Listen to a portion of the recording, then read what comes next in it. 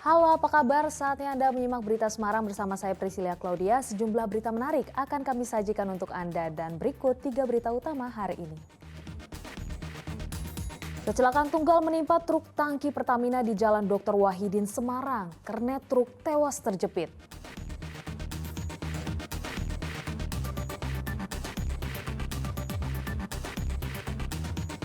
Sepasang suami istri digerebek karena mencetak dan mengedarkan uang palsu puluhan juta rupiah.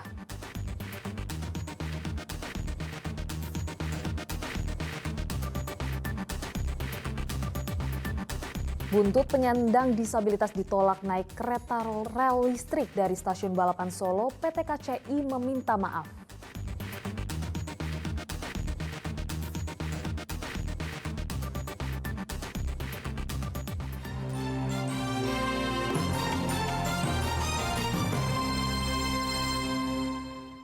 Seorang ibu tertimpa kayu jati tumpahan dari sebuah truk yang terguling di Jalan Cawas, Klaten. Truk terguling setelah berusaha menghindari tabrakan dengan sepeda motor di depannya.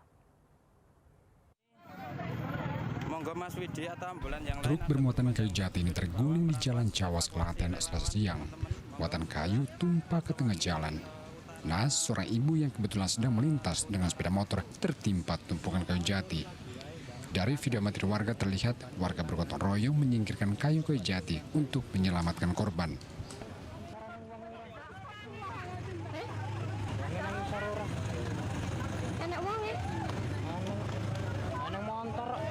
Akibat kecelakaan, korban menderita luka serius.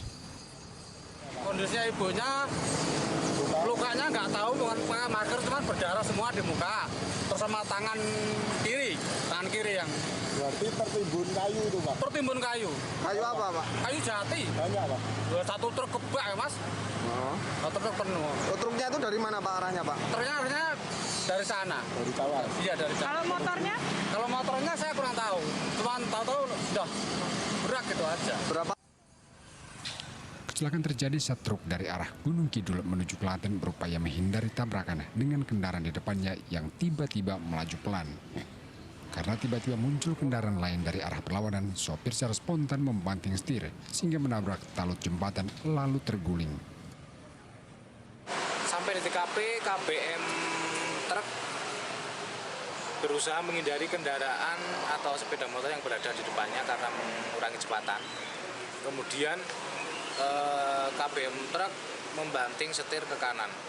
Pada saat bersamaan datang SPM Suzuki Shogun karena jarak sudah dekat sehingga terjadi benturan. Setelah terjadi benturan, KBM truk terguling menimpa buk atau talut jembatan dan menimpa pengendara Suzuki Shogun. Muatannya apa, Pak, itu? Muatannya kayu jati tadi. Seluruh kendaraan yang terlibat kecelakaan dibawa ke kantor Satlantas Polres Klaten. Krisna Agung melaporkan dari Kabupaten Klaten.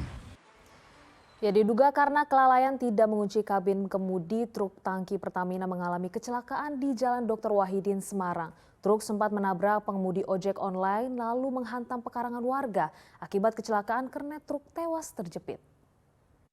33 lur, remblong pas turunan Tanah Putih. Truk tangki Pertamina yang menghantam pekarangan lalu bangunan di Jalan Dr. Wahidin Semarang Selasa petang.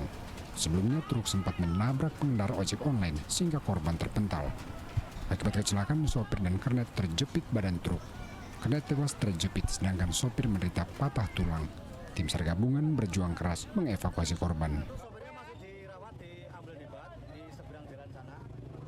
Untuk kenainya MD saat ini sudah di ambulan, akan dibawa ke RS Karyadi.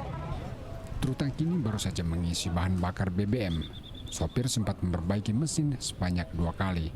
Namun saat melewati jalan menurun, truk melaju tidak terkendali lantaran kabin kemudi tidak tegak ke depan. Jadi 2 kali perbaikan rem.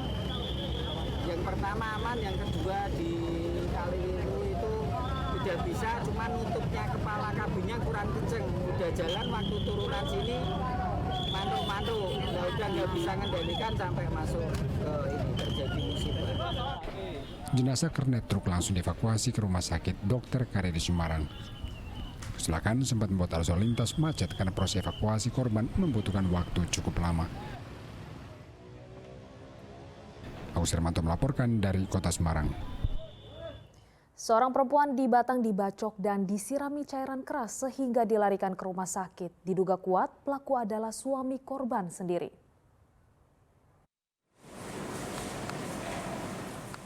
Perempuan bernama Rani Arsita, asal desa Kandeman, Kabupaten Batang, langsung dievakuasi ke ruang instalasi gawat darurat Rumah Sakit Kim Batang Rabu dini hari.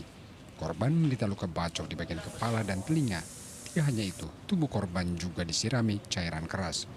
Sepupu korban mengatakan korban sempat terlibat cekcok hebat dengan suaminya, Ahmad Nasikin. Percekcokan kemudian berakhir dengan penganiayaan. Setelah saya pulang itu sudah ada kerumunan massa itu, Pak. Di rumah korban itu. Saya kan kaget gitu, ada apa gitu. Ternyata ada KDRT gitu loh, Pak. Saya tanya-tanya, langsung saya meluncur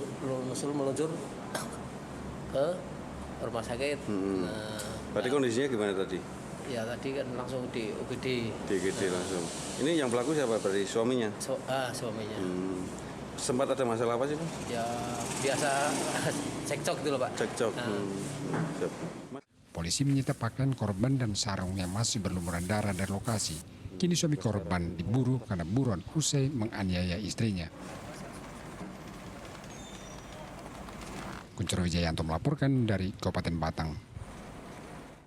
Ya, beralih ke kasus perempuan dimutilasi mantan pacar di Kabupaten Semarang. Polisi memastikan tersangka Imam Sobari dalam kondisi sadar saat membunuh dan memutilasi korban Kolidatun Nimah. Kesimpulan ini didapat dari hasil pemeriksaan terhadap kondisi psikologis tersangka oleh tim Biro Psikolog SSDM Polri. Pemeriksaan dilakukan secara lisan dan tertulis. Berdasarkan hasil pemeriksaan, tersangka dipastikan dalam kondisi kesadaran penuh saat membunuh lalu memotong tubuh mantan kekasihnya. Imam Sobari dibekuk pada akhir Juli lalu karena membunuh mantan pacarnya Kolidatun di kos korban di Kabupaten Semarang. Pembunuhan sangat keji karena tersangka memutilasi tubuh korban lalu potongan tubuh dibuang di sejumlah lokasi.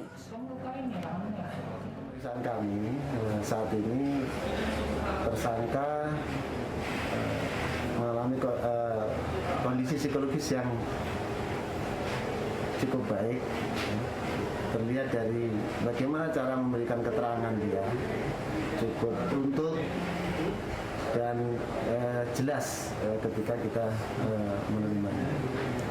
Jadi dari hasil pemeriksaan psikologi tersangka ini, mungkin waktu tersangka melakukan tindakan pembunuhan hingga mutilasi itu apakah dilakukan semuanya dalam kondisi sadar gitu? Dari keterangan yang kami dapatkan tadi, memang tersangka mengakui bahwa dalam melaksanakan pembunuhan, aksi pembunuhan yang dilakukan dengan sadar. Sehingga kami berkesimpulan bahwa yang dilakukan.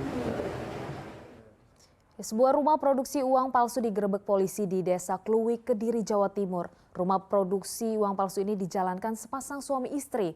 Mereka telah mencetak dan mengedarkan 90 juta uang palsu.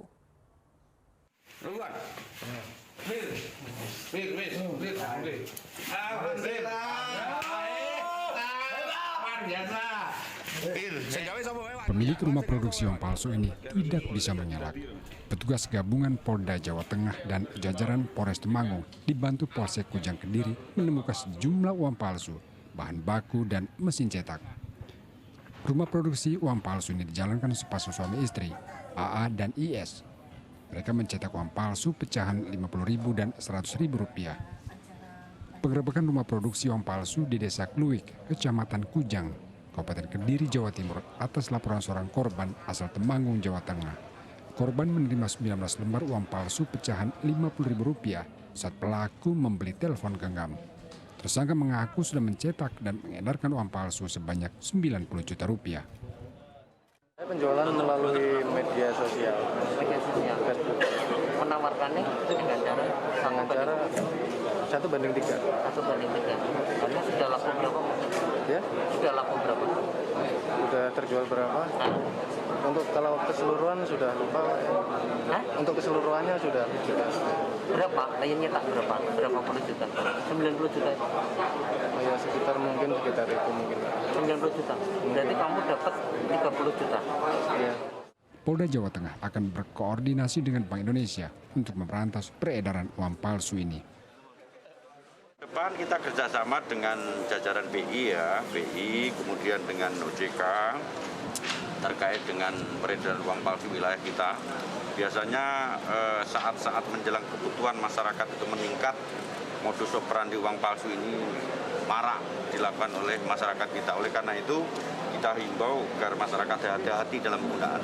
Segera laporkan kita akan melakukan penyidikan. Selain sepasang suami istri, polisi juga meringkus seorang pengedar uang palsu.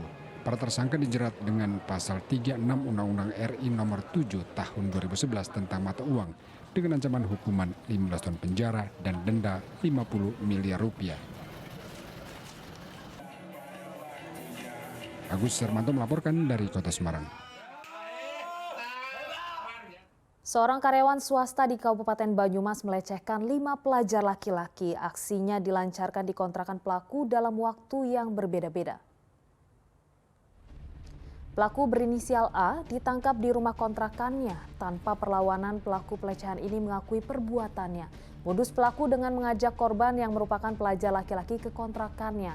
Usai melancarkan aksi bejatnya, para korban diberikan uang Rp50.000. Kasus ini terungkap setelah orang tua korban melihat percakapan pelaku dan korban di ponsel anaknya. Dari 5 korban, baru 3 yang melapor.